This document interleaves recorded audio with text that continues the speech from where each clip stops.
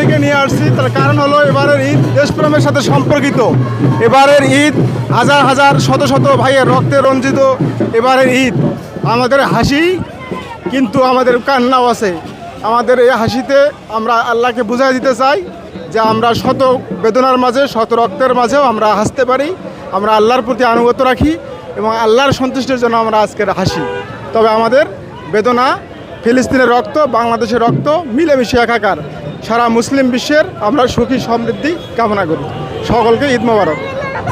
আনন্দ উপভোগ করার জন্য ঈদ আনন্দ আমাদের খুব ভালো লাগছে। ঈদ আনন্দ উপভোগ করতে চাই, প্রতি বছর এই ধরনের অনুষ্ঠান হোক, এই ধরনের আয়োজন হোক, এটা আমরা চাই।